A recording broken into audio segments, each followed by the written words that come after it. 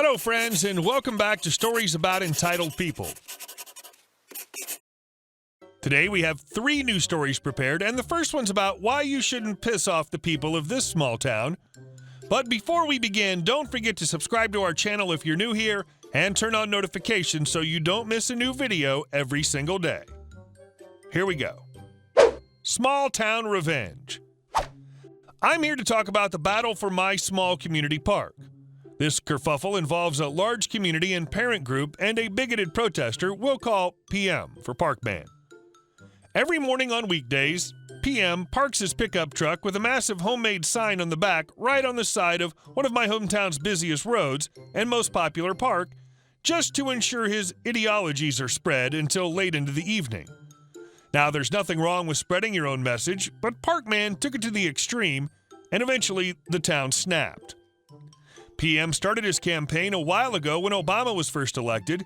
He started off erecting signs with the usual, "Obama is an illegal president, he's trying to take over the nation," etc.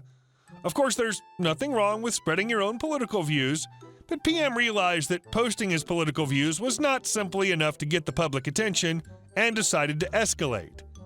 He began to embellish his sign with much more hurtful, much more racist messages such as, "Islams will all go to hell," "Obama is the devil," and "Muhammad is a pedophile." During my town's gay pride parade, PM sat on a street corner and spewed bullcrap out of his mouth for hours, calling the marchers F-words and damning them to hell. Recently, he drew the last straw by flying blown-up images of aborted fetuses for everyone, including children playing in the park to see. Now, if PM was protesting in the Deep South, he might have been okay. But my town, Hilo, is extremely liberal, peaceful, and tolerant of pretty much anything except extreme bigotry, racism, and violence. Furthermore, many parents stop taking their kids to the park to avoid the racist messages and sometimes graphic images on the sidewalk 20 feet away. Despite being extremely offensive, everything PM does is protected by his right to free speech, so the recent protests and petitions started by the community to oust him meant nothing. So PM persisted and even gained a small group of supporters. Something needed to be done, and the community came up with a beautifully simple solution. They realized that although PM was protected by free speech, the parking spot PM used for his billboard was not. For the past couple of weeks, a big group of concerned parents and other community members wake up early and snag all the parking spots by the park, then leave when the park closes. People working at nearby shops leave their cars by the park and walk to work, and some parents spend the whole day at the park with their cars in PM's beloved parking space, preaching peace and tolerance. For the past 2 weeks, the park's been free from PM's truck, his signs, and his small group of followers, making my town just a little bit better. And our next story for today, the rudest bowling ball ever. Like many on here, I've read some of the most wonderful stories of sweet, sweet revenge, but alas, poor Yorick, I've never had one. Until, that is, last night. I came home from work at 7 after a nice long 90-minute commute. I get home, help the wife feed the baby, and find that the cats are out of food, so the wife sends me to the local pharmacy to get said cat food, her BC prescription, which will run out in the next few days, and some extra baby formula, seeing as how I'm already going to be at the store. No biggie, this is usually about a 20 or 30-minute transaction, as I have to talk to the pharmacist first and fill the prescription, wait for whatever amount of time they give me, and be on my way. As a way to consolidate my time, I pick up the cat and baby food and head to the pharmacy portion of the store to fill the script, and I was then going to the checkout line while I waited. Now, it's close to 8 at night, and most nights there are not a lot of people there. But this being the new year, on top of the first of the month, it seems that people are filling their 30-day prescriptions. Again, no biggie, I'm very patient, or I like to think that I am. I stand in line with only one tech working both the counter and the drive-thru. There are 3 people in front of me, not including however many are waiting in the drive-thru. One of them is at the counter, and the other 2 in front of me, an older white lady and a younger black lady, say early 20s.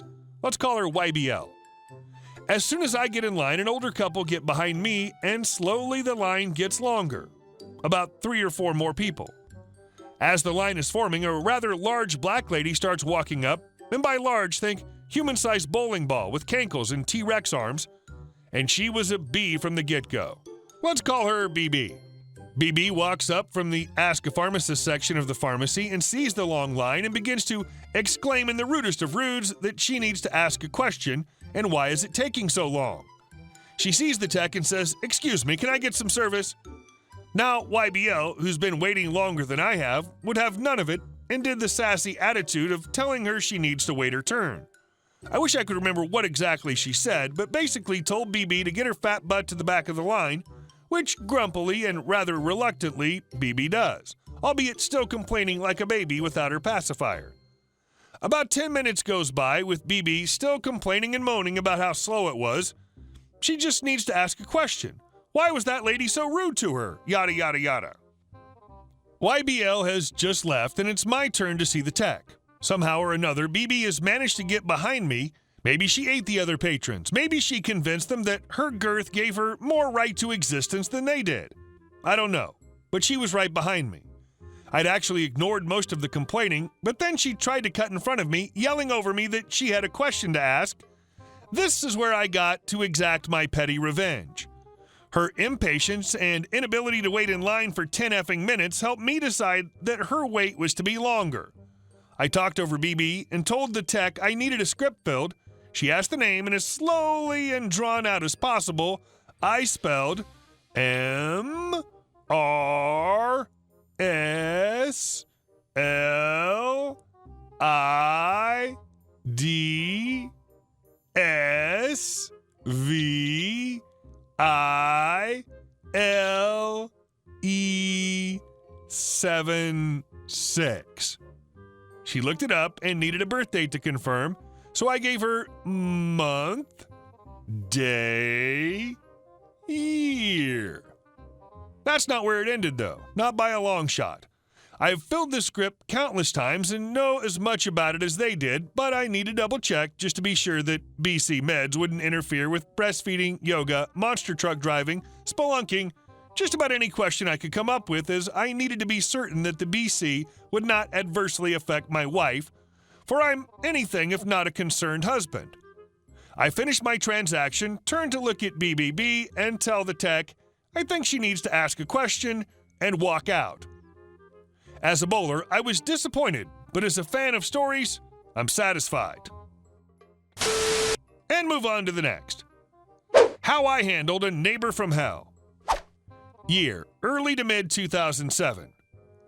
This is how I handled my problem neighbor. Throughout my entire adulthood, I've owned my own home except for a 2-year period when my son was born and shortly after until we bought another house.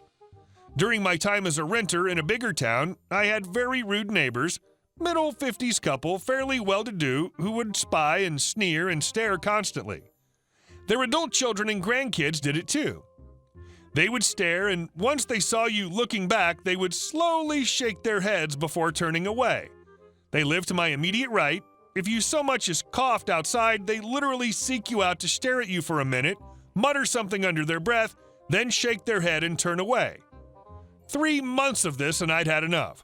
Mind you, I'm quite big, 6'4.5", 295 pounds, and very imposing, and had a long biker beard at the time, and my size didn't seem to intimidate them. At first.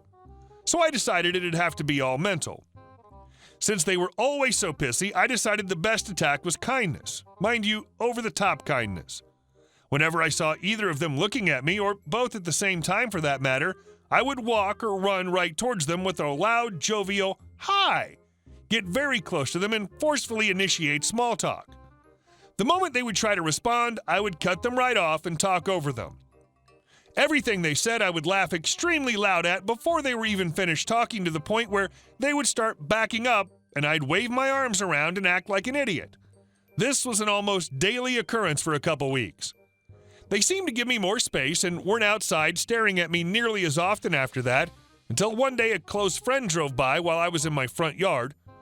It took me a second to realize it was him because he wasn't in his own car. It was a rental because his was in the shop.